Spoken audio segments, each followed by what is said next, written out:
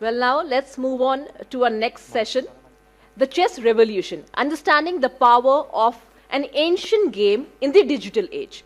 Acclaimed chess journalist Peter Doggers has flown in from Amsterdam to talk about his book, The Chess Revolution, that explores chess as a cultural phenomenon from its influence on popular culture, the arts and science to its biggest stars and most dramatic moments. Today, India is dominating the world chessboard with 3 Indians in the world's top 10. Joining him on the panel is Grandmaster Srinath Narayanan, who is the former coach of prodigies like Grandmaster Nihal, Sarin and Arjun Erigaisi, and women's Grandmaster and international master Divya Deshmukh.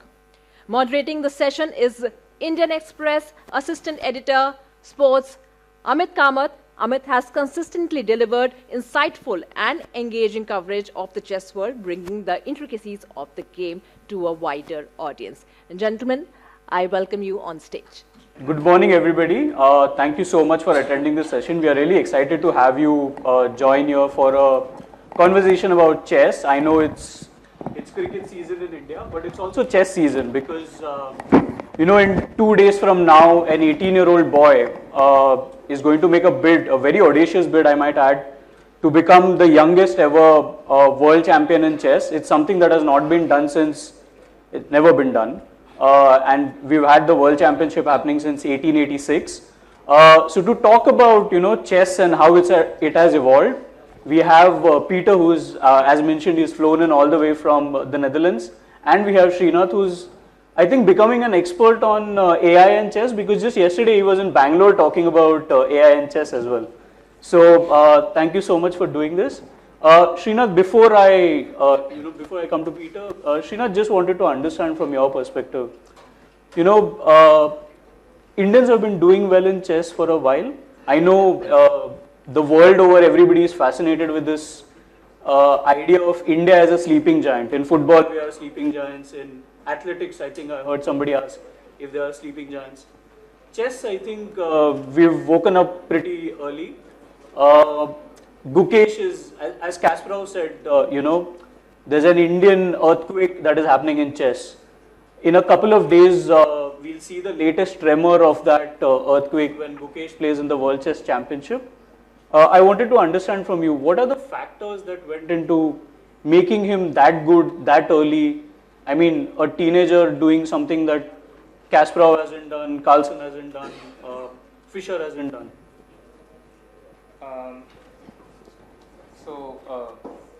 Firstly, I wanted to make this point, as you pointed out.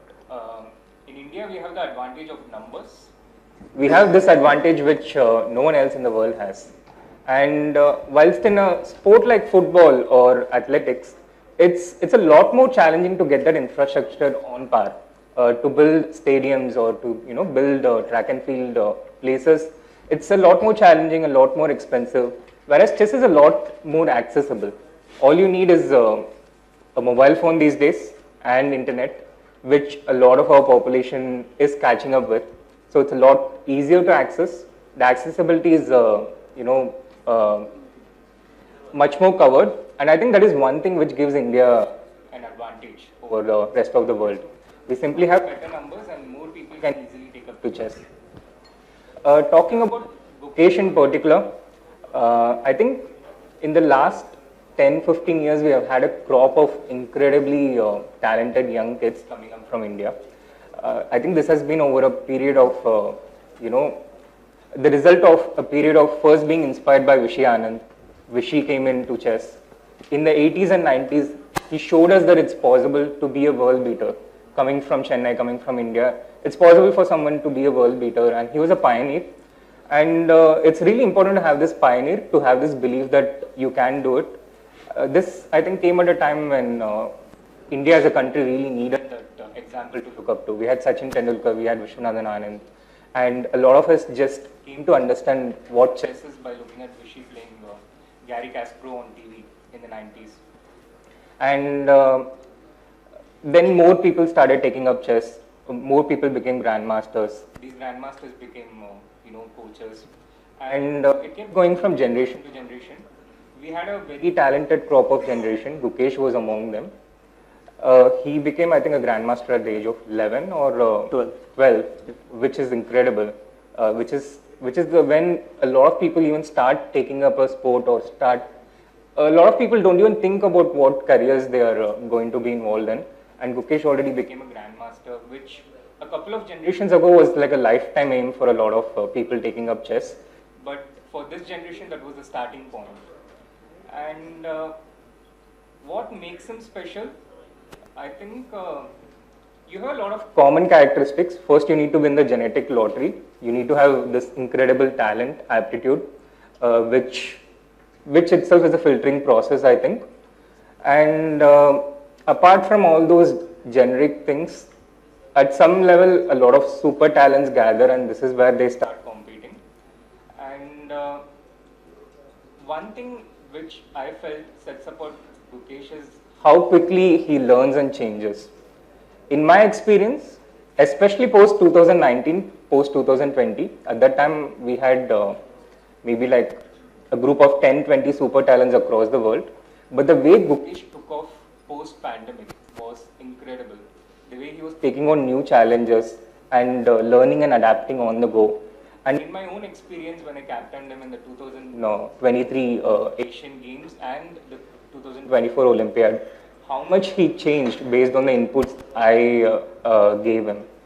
And in general as well, how much he was able to change and implement in his own play was not just his play, but also the way he prepared, the way he went about things. Everything was incredible, how quickly he could change. That set him apart, I think, even amongst the super talents of his generation. And yeah, apart from that incredible focus, discipline, he has a very set routine during the tournaments. He takes physical fitness very seriously, which not a lot of super talents do, or not everyone does. So that is one of the things that sets him apart as a chess player. His self-awareness, as Paddy Upton recently pointed out in some of the interviews. These are some of the top qualities which I feel sets him apart. But if I had to name one, it's his ability to adapt on the go and implement changes. And I think that is why he's been able to do it at an unprecedentedly fast speed. At 18, he's playing for the World Championship match.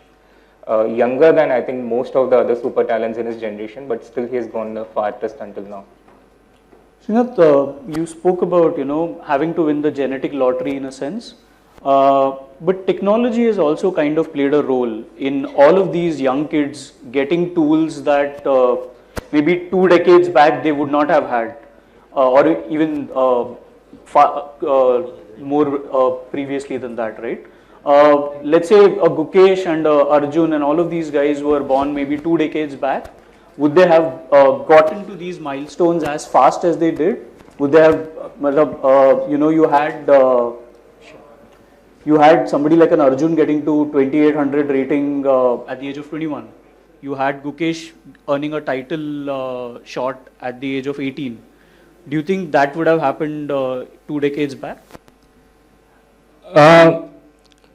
We can't know for sure, but technology has certainly democratized things. Whereas pre-computer, pre-internet, access to information was extremely limited.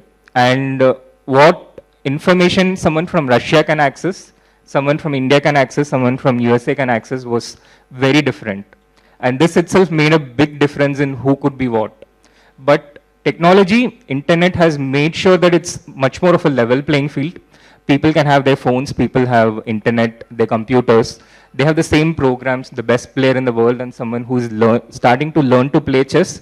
They have access to the same tools now. And this certainly makes a massive difference. I think 2 factors. One is how far internet has spread. This gave opportunity for someone like Arjun, Gukesh, all this generation to be able to play against the best player in the world at a very young age. They could play against someone like Magnus or Hikaru when they were like 12 or 13 years old or even younger. And with any sport, like we spoke about athletics in the previous segment, it's really important to have that exposure to competitions, exposure to play against the best in the world. And internet has made a massive difference in enabling that. I think that is one of the reasons why, it's much easier for more talents to emerge. I'm sure we we have always had an incredible number of talents scattered across India, scattered across the world. And this has improved accessibility. The technology has definitely improved their probability at becoming the best at the world because they have a better opportunity. It's still not a totally level playing field across the world. Not everyone has the same financial access and everything. But this has improved the probability and numbers by a massive margin. And now I think we have much more super talents than 20 years ago for this reason.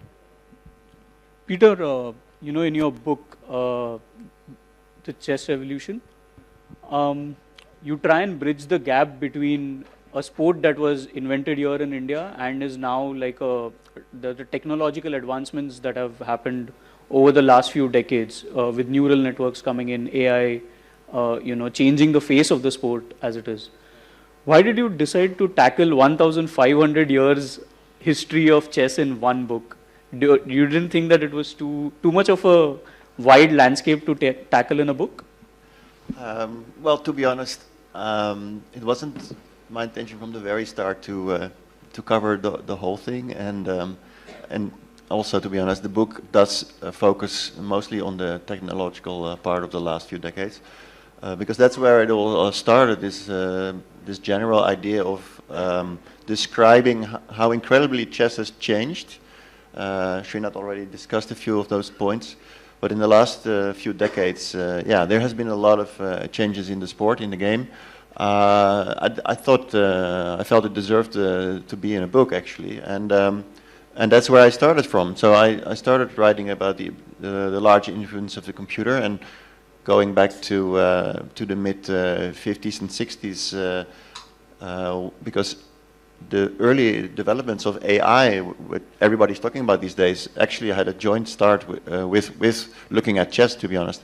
So it was a very, very fascinating history to go through. I also wrote a couple of chapters about the big influence of the internet, and that's in combination with the computer. But the internet is sort of a separate topic, getting separate chapters, and that was sort of the broad idea of the book. But I have to admit that it was mostly the US publisher.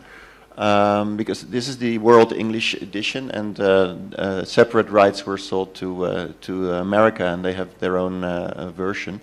And that publisher really pushed me to make the book a little bit broader and make it. She really wanted to have it to be the definite book on chess for the next decade.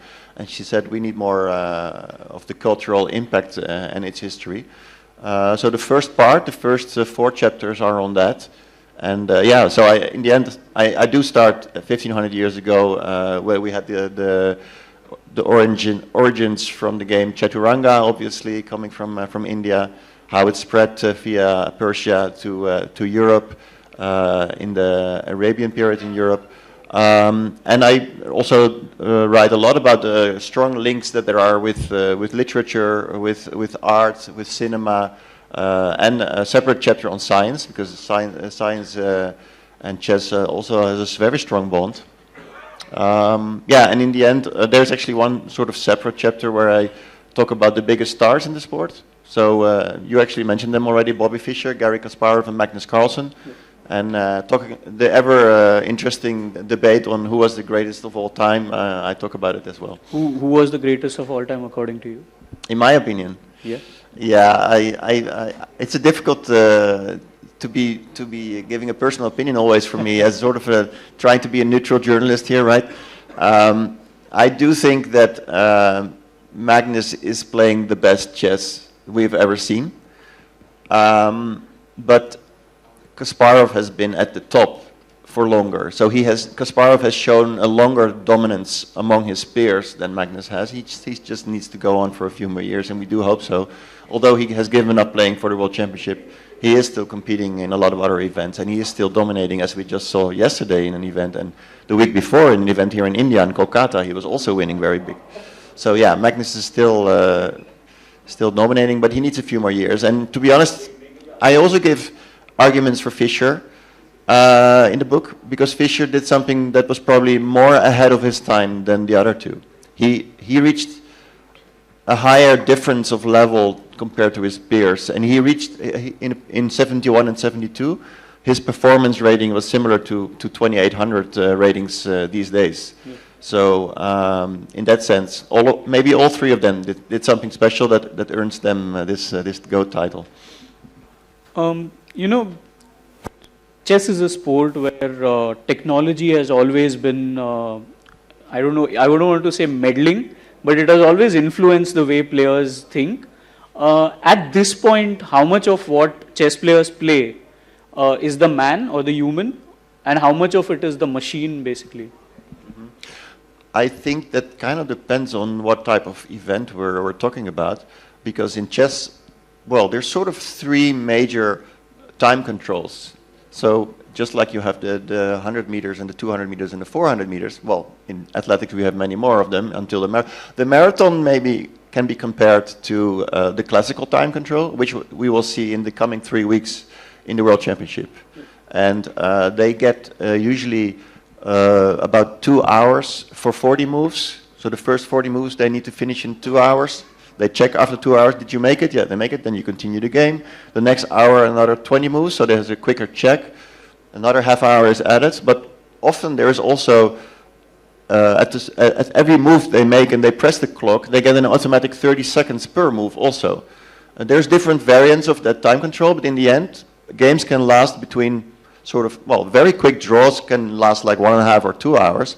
But the longest games that often finish decisively can last up to 7 hours. So that's, by the way, why Gukesh also needs his physics, his form, so to speak, because you need to be fresh after 4 hours, after 5 hours, and 6 hours. You need to be fresh. And Magnus himself won one of those long games in 2021, crucial game for the whole match, because after that he was cruising. And he definitely attributes this to his physics as well. And you have the faster time controls of 25 minutes per person per game, or let's say 5 or 4 or 3 plus 2. 3 plus 2 is like 3 minutes plus 2 seconds per move. And to answer your question, the longer the time control, the bigger the influence of the computer. At least that's also what Magnus is arguing, and that's basically why he's set out of the cycle. And the reason is, you can prepare a lot with the computer. Actually, they've probably been, Dingli and Gukesh Domraju, who are going to play, they've probably spent months preparing, like the others did in recent years, coming up with new opening strategies and actually memorizing them. That's the two things you need to do. And we will probably see some games that might have up to 15 or even 20 moves of what we call theory. So they will play it out very quickly. And before you know it, there's a position on move 20 on the board, and everything has been computer generated. Also, partly human practical generated, but at some point the computer took over, and between moves 10 and 20, it was all computer. And then they start playing, and they still have almost 2 hours. And sometimes the position might be already a little bit dry because the black player managed to equalize thanks to the computer. And then with so much time on the clock, it's almost impossible in such situations to create winning chances. So in this long time control, the computer will often create games that are hard to win, basically. And if you have faster time control, where you play more games on one day also, up to 9 games per day sometimes, the computer has a much smaller role because, well, the pressure on the clock will also make you forget easier what you prepared. You cannot prepare for 9 games at all. It's impossible to prepare for 9 games in one day. So you haven't actually prepared that much for all those games. And you start just playing more on your intuition and on your own thoughts earlier in the game. And because of the time pressure, you're going to make more mistakes. Your opponent is going to make more mistakes. So the whole thing is much more of a human battle in that sense. Right. You know, Peter, everybody in the world right now for the last few years has been figuring whether AI will take over their jobs, right? I think there's a church in Switzerland right now which has basically outsourced the work of God also, because there's an AI bot where you can ask your questions and it will give you sermons and solutions and things like that. So somewhere up there also the gods must be feeling slightly insecure about their own jobs. But in chess, you know, AI and engines kind of took over the work of preparing for a game many decades back. Did you ever see a phase where, you know, trainers and players were kind of wary whether what it meant for them? Were chess coaches, chess trainers kind of trying to figure whether they are going to be redundant at some point? Because a player can just sit in front of an engine and have everything told to them, and they just have to learn it by rote? To be honest, I also think this is a question for Srinath, who is actually a coach. And I think if this has been the case, it must have been of a very recent period, because only the last few years, last 4 or 5 years, all the top grandmasters are agreeing that the suggestions from the strongest engines are almost are close to the absolute truth. So only since 2018, 2019 maybe, when we have the engines available that are based on Alpha Zero, which we might talk about later, it's going to be very difficult to actually argue with the moves that are being suggested. But that whole period between when the engines actually arrived and were strong enough to help humans, which was roughly from 1995 to, let's say, 2017, there was a lot of room for how to deal with them, and sometimes they would suggest strong moves, but sometimes they would still be, the margin of error was much bigger. There's a lot of examples where things went wrong. I can give you the first time that a human used the computer successfully at the highest level was Garry Kasparov against Vishy Anand in '95 in New York, game number 10. When Kasparov sacrificed a full rook, he just gave it away, and he was going to play the next 10 or 5 or 10 moves without a single rook. And he ended up winning the game, and afterward he admitted that even though it was a human that suggested the idea, he had checked everything with the program called Fritz at that time, and he could check it. He could check his homework, and he could be certain enough to actually try it out. Everything worked, and he won that game. It was at the very highest level, but only 9 years later, so still 2004, there was a giant error based on the computer in a world championship. This was Vladimir Kramnik against Peter Leko, and it was a very sharp position, and Kramnik made a decision on the board based on his preparation from his seconds that had worked all the night with the computer. He made a very risky decision, and he played on, and Peter Leko was not prepared for this, but he spent a lot of time on the clock and thinking, and in the end, at the board, the Hungarian Leko actually refuted Kramnik's preparation. And how is that possible? Well, the computer could still not check all the possibilities, and later it was found out that if they had let the computer calculate for 30 more seconds in a certain position, it would have found a solution, and Kramnik would not have lost that game. So, and that's 20 years ago now. So that was still a period where the computer was not always reliable. By the way, if you put the same position in today's modern engine, it will take a second roughly to find the solution, not 30 seconds. So that's how much faster they have become and much better they've become.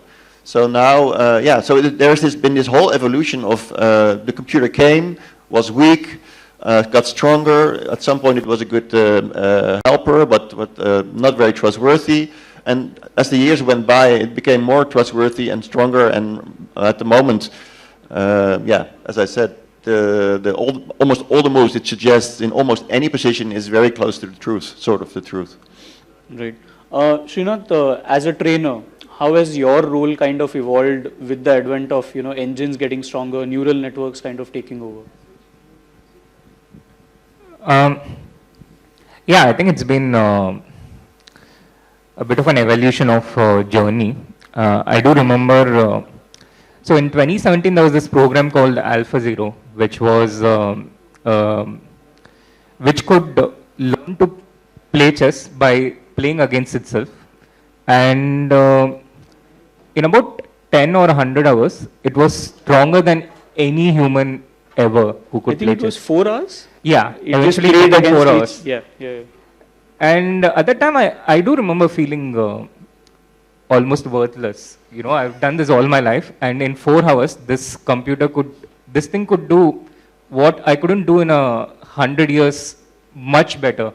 And it was, I think, just taught the basic rules. Nothing more than that. It was just taught chess rules, and it started playing against itself, and 4 hours later, I mean, obviously there's an asterisk over that because there were hundreds of computers playing against each other, things like that. But then, sure, please continue. Yeah, absolutely. So this was, I do remember feeling this way. But, I mean, it's been 7 years since, and what has actually happened is, AI has not replaced humans, computer has not replaced humans, but it has just modified their roles. And I think we started having really strong computers around 2010, when a computer called, or maybe 2006, when a computer called Ripka was already becoming stronger than the best human. And this is, I'm talking about commercially available softwares for an average person. Not the Deep Blue that defeated Gary Kasparov in 1996, but something which is accessible for everyone. Around 2006, it was, I think, already stronger than any other human. And at that time, it was like a new technology. We were all fascinated by it. Kind of like how we are fascinated by ChatGPT and other programs right now. And initially, yeah, it was, we were following the computers, I think, almost like it was a god. But at one point, the information was exploding like crazy. And also, a lot of things which the computer generates, it's based on perfection. And a lot of it is actually not quite relevant to how we humans think or play with each other. So, I think one thing that has changed from, let's say, 2016 to 2024, and these things are actually changing really fast in how we are adapting. But one thing that has changed with the youngest generation is they don't look at computers as God. They look at it as a tool and something that is helpful, but something that which they can also disregard. And actually, I think there is more value and more importance for human output today than it was maybe 8 or 10 years ago. Because we have kind of understood that whilst the computer generates absolutely crazy and brilliant things, one is, of course, your opponent is also going to look at that. So you need to find ways to take your opponent out of their familiarity. But secondly, a lot of it is also not quite relevant to how other humans think. And ultimately, we live in a world where we play against other humans, we interact with other humans. So we are not looking at perfection, but we are looking at the human imperfection, which again, when I generate things out of ChatGPT for writing something, or when I read something generated out of it, to me, although it looks perfect, it also feels artificial and fake. And I much rather enjoy human writing something with inputs from computer to help it a little bit. But we still need that human creativity. And I think it's similar to how the role of a coach has changed. It has modified what humans have been doing. It has made something simpler, but overall, the attention has gone to different things. Peter, from your decades-long experience as a chess journalist, did you ever see that insecurity coming in players as well? Because computers were getting stronger. At some point, were players starting to think that, you know, at some point people would just want to watch two computers take on each other and chess players will become, I guess, redundant? Yeah, well, I think only a short period after Kasparov lost to Deep Blue, he actually won the first match against Deep Blue in '96, and then he lost the second one in '97. And that was a period briefly where some people were thinking, is there a future for chess if the computer is better anyway? But that didn't take that long. I mean, also, as soon as people invented cars, we didn't stop with the athletics. I mean, we still want to see humans compete against humans. That's still more interesting. Actually, there is a very high level world championship competition held throughout the year, actually online these days, where they put the strongest engines against each other. But the regular fans don't watch the games really much, and the only thing we kind of watch sometimes is if a human who follows it. There's a British Grandmaster, Matthew Sattler, who I also speak to in the book.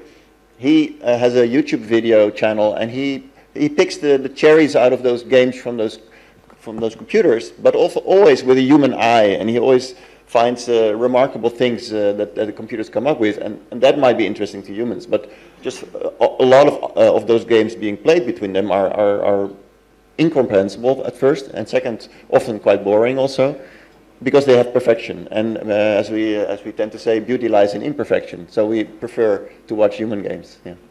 All right. I wanted to know, in your book you've also quoted Grandmaster Anish Giri, where he says that, the internet in a sense has become a democratizing force in chess.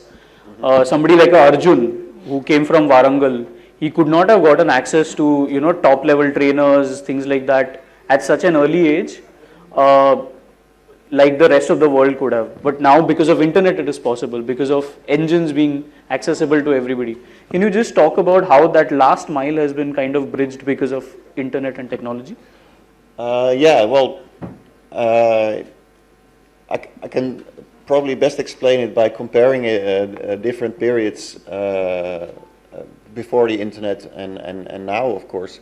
Until the early 90s, when the internet came up, all the information in chess was shared with books and magazines.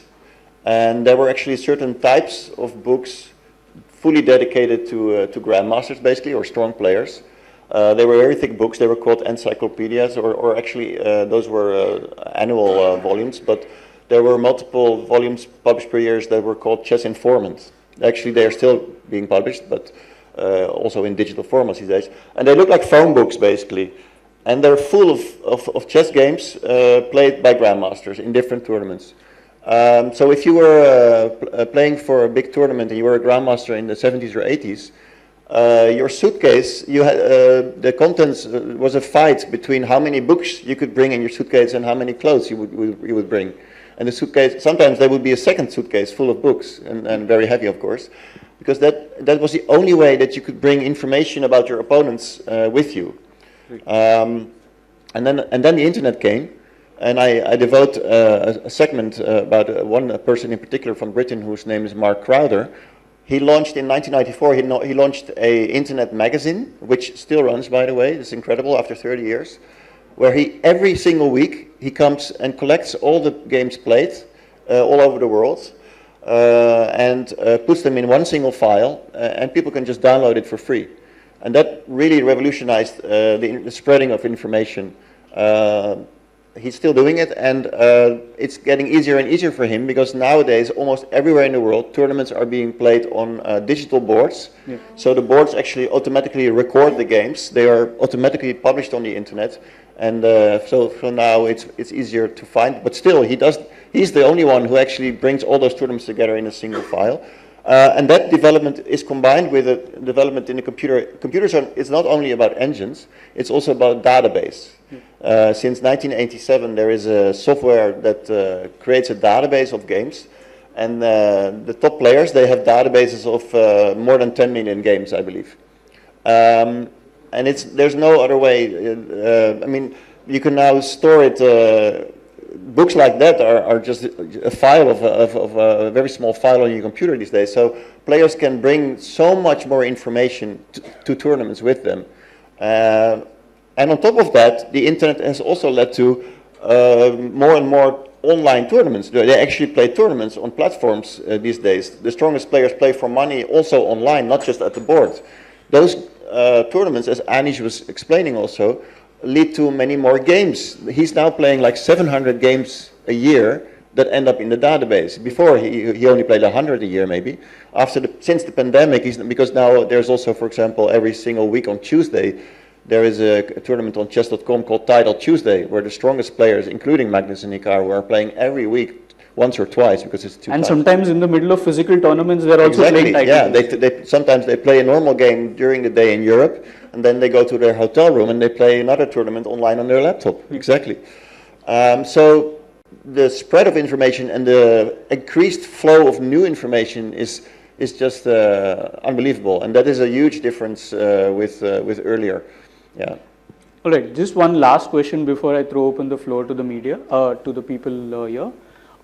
You spoke about AlphaZero. We've discussed how it was scary that it could basically teach itself chess and become better than the rest of the world.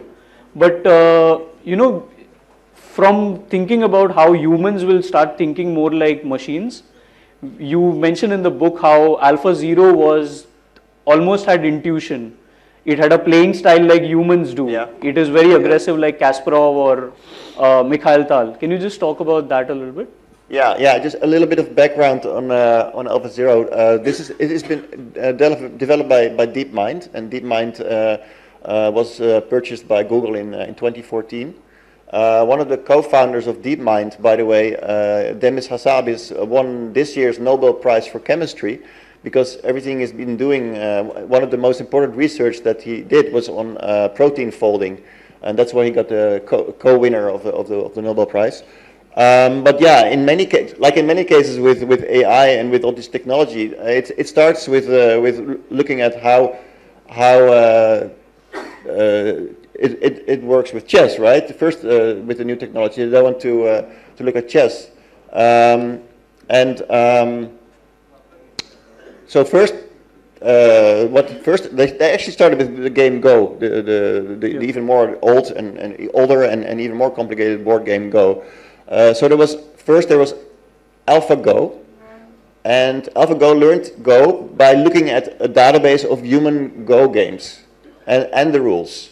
Then came AlphaGo Zero, and AlphaGo Zero did not even look at human games. It only got the rules, and it played against itself, and it learned to play Go on a very high level, and it beat the strongest players in Go. Then you got AlphaZero, and AlphaZero Alpha was because they wanted a single algorithm to play multiple types of games. So AlphaZero could play Go, Shogi, chess, and one other board game, I believe, on the same conditions. Only the rules and playing against itself. Then you got Mu-Zero by DeepMind. Mu-Zero did not even get the rules input. So it just looked at other games, I believe, but I don't know exactly how it did, but some basic parameters on chess, and it just started figuring out how to play it itself. And it's an amazing development that eventually leads to technology that is also used in, for example, Gemini, Google's version of AlphaZero. To be honest, I forgot your exact question about this topic, but it's an incredible development that I wanted to stress. Yeah, just it was about AlphaZero and how scary it is essentially, but then it also has a playing style. It is now the playing more style, like yeah, humans. exactly, the playing style. So yeah, what's very nice, because it all started with a paper in 2017 from Google, where it actually revealed that it had played 100 games against the strongest existing computer engine, which was Stockfish. And it played 100 games, and it won like 28 times, and it was like 72 draws and no single loss for AlphaZero, which was absolutely incredible. And then the games were super interesting. So there was a whole book written also by Matthew Sadler and Natasha Regan, where they dissected the actual style of AlphaZero, and it had this very interesting concept. Very typical is that it was running with the pawns on the side of the board, so the A or the H pawns, it would run up the board very much. It would also play positions where the king looked very unsafe, but in reality the king was actually safer than it looked.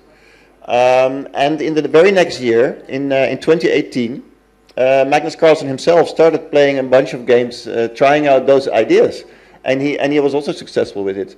So the best human player in the world could change his style a little bit, and learning from the best AI. So to summarize your earlier point of being afraid AI taking over the jobs, I think what I'm making a point also in the book is that in the chess world we have quite a nice example of how we have adapted to AI, and we are working with it, and we are also adapting ourselves, and we are using it to our benefit. There are downsides. We don't have much time anymore to talk about the downside of AI in chess, which is that it's much easier to cheat in chess these days thanks to AI. But that is, in my opinion, a small downside compared to the benefits we have gotten from working with them. So maybe it's also a positive message for the greater world, how to deal with, how to work with AI. All right. Questions, anybody? Yeah, right behind.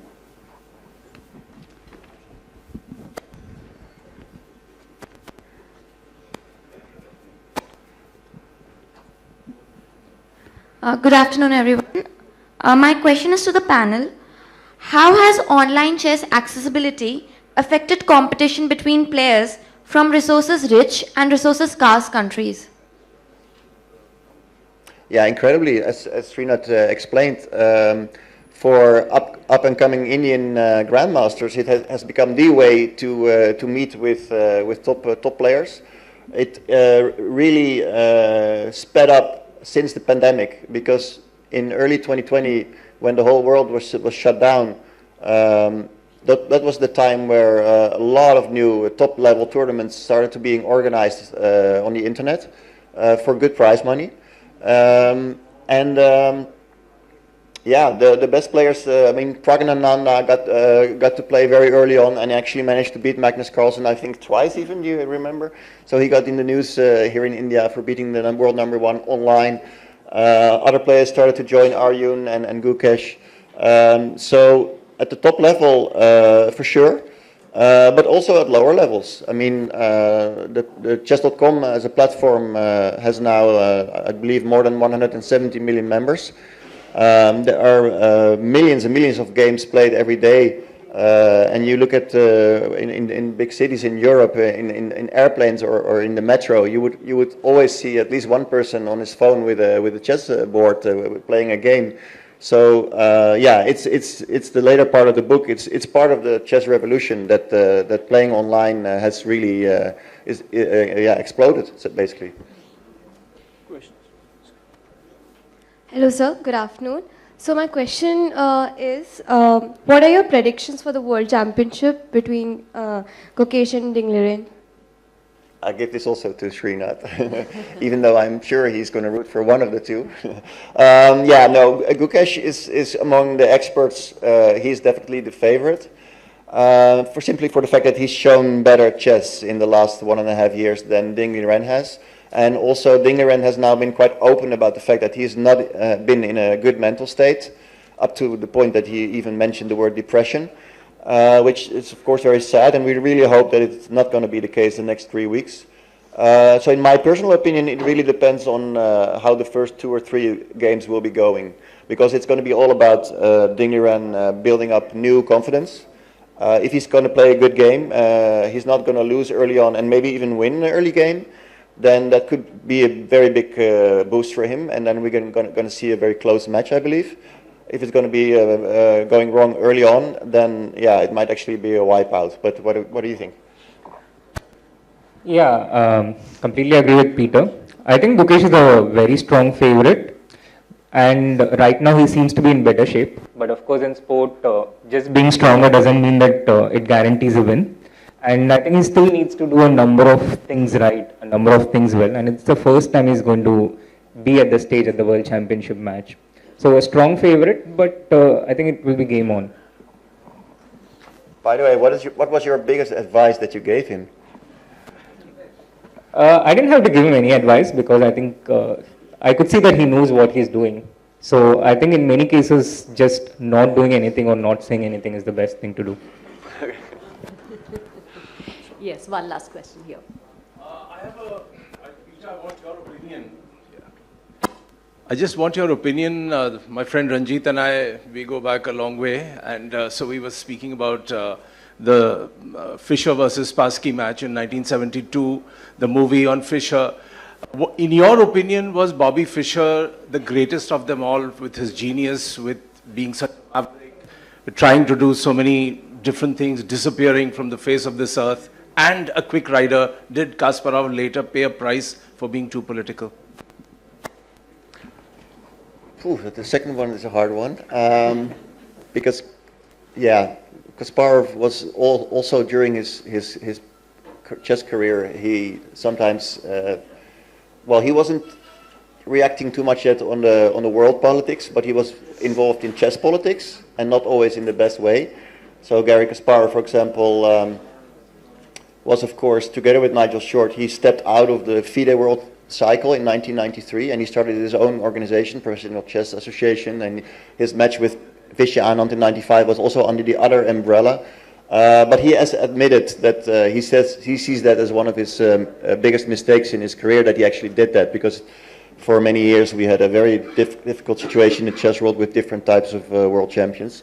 So he admits immediately right now these days that that wasn't a great what he did. Bobby Fischer, yeah, as I mentioned earlier, his special thing was that he was way ahead of his time in the performance that he showed in 71 and 72.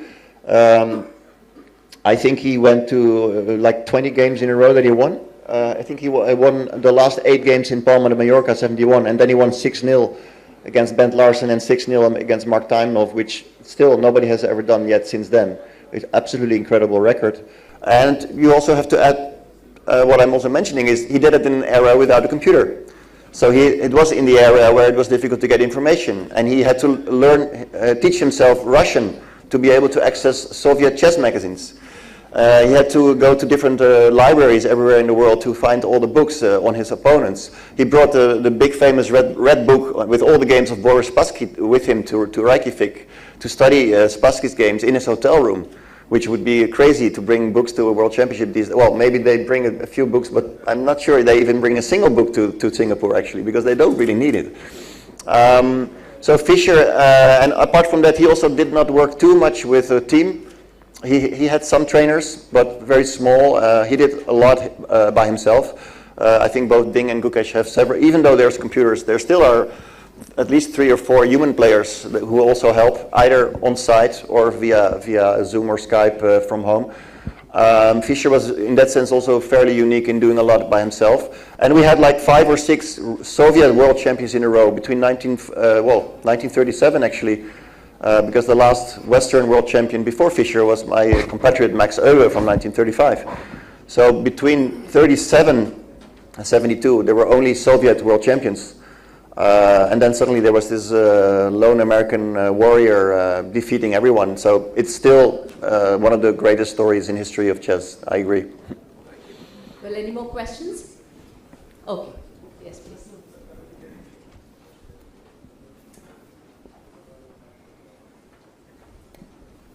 Thanks for a very insightful session, and all the comments were really appreciated.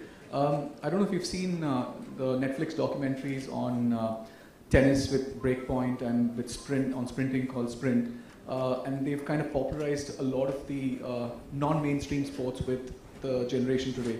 Do you think there's something on the anvil for chess, and do you think something like that is probably what's going to take chess to the next level, given the internet boom over the last few years?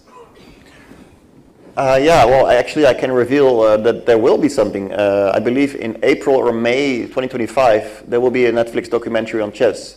It is a series. I struggle to remember The Queen's Gambit. No. Netflix, in fact, okay. Sorry, yeah, no, of course, obviously the Queen's Gambit has helped a lot in popularizing the game, but that was a dramatic series based on a novel, but a real sports documentary type style thing will be out in I believe April or May. It will actually be focusing on the cheating scandal that we had in 2022 between Carlsen and Niemann, but I'm sure it will also take a bigger perspective. Yeah, I struggle to remember the actual title. It's part of a series.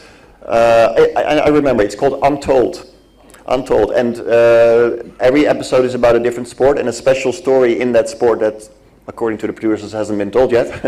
And I know that some of my colleagues in chess.com are speaking in the documentary. Apparently they're going to say a few things about the scandal that haven't been said before. So yeah, looking forward to that. But in fact, as I'm also writing in the book, chess is everywhere when you watch Netflix, to be honest. If you can, and television, you can watch Friends or Seinfeld or The Wire or The Crown.